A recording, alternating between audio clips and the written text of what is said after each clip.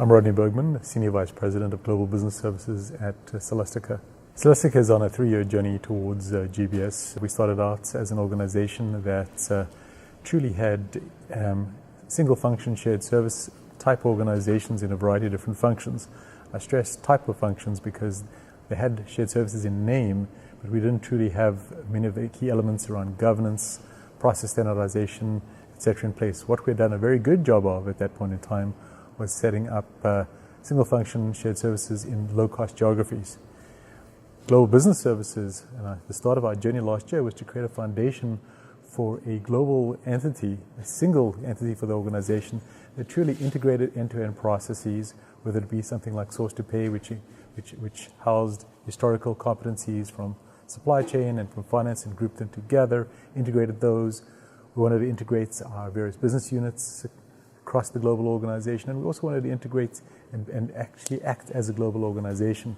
So last year was foundational in bringing together some of the historical capabilities, making them global, integrating them in end-to-end processes, and truly looking at that next generation of shared services in the form of GBS. Our challenges were many. By definition, our challenges were around the fact that we did have a history, and we had to get beyond that history. We had to say, okay, it was not necessary for us to operate in those low-cost geographies. We had to recognize that a lot of the work that we were proposing to bring into GBS was being performed in many instances being performed well in other parts of our organization, in the functions. And as one always has in this kind of organization, the challenges of bringing the various elements from functions into a global end-to-end process, turning the organization on its side and getting it to operate very, very differently. Then, of course, it comes down to people, because we asked our people to think, behave, and act very, very differently in a GBS environment. And so we brought in programs to ultimately transform the people elements. So that was the foundation that we went through last year to build it. But again, that was year one of 3 years of journey. That was year one of a 3-year journey. Building foundation was followed by 2016, which has really been around us building off of the foundation, continuously improving where we started, and ultimately growing our footprint in the organization.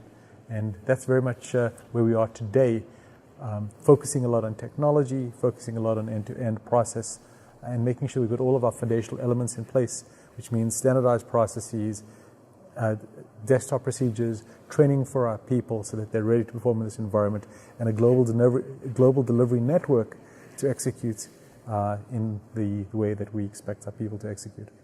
For us, it's been very much around speed to outcome, making sure that we can actually improve some of the cycle times of some of our processes. So a good example would be in the area of quotations.